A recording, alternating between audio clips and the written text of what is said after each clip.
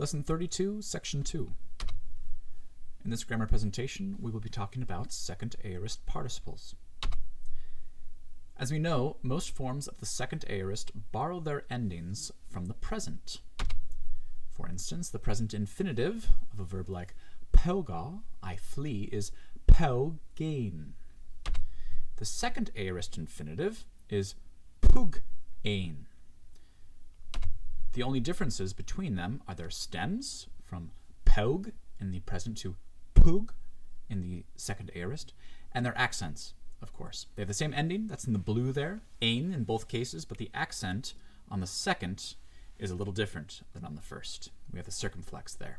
And generally speaking, in the second aorist, the accent moves toward the front of the word. Similarly, the second aorist participle borrows its forms from the present participle. This is good news for us. So the present participle, pelgon, second aorist participle, pugon. Again, the only difference here is that we have a different stem for the second aorist, from pelg to pug, and the fact that our accent has shifted over for the second aorist. It's the same ending, though, effectively. Obviously, the differences here between the present and the second aorist participles are very slight, and we have to pay careful attention to things like stems and accents. So these are the forms of the present participle: pelgon, pelgusa, pelgon, fleeing. And what we're going to do to find the second aorist forms of participle for the same verb is simply change our stem from pelg to pug, of course. And then we are going to shift our accent over. And in all of these cases, if the accent is on the pug, it's going to shift over one, basically.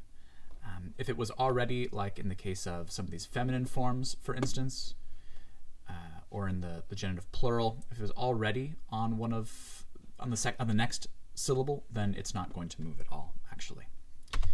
So the accent shifts over and goes to a circumflex when it can, and that is effectively the paradigm for pugon, pugusa, pugon, having fled.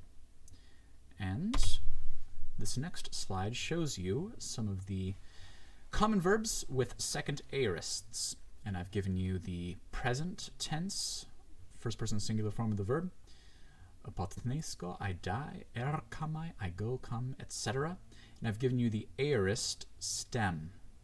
So these are the unaugmented forms. These are not the aorist indicative forms. These are the stems, which is what we're going to be using to form the second aorist participle, because our participles, even aorist ones, do not have past augments.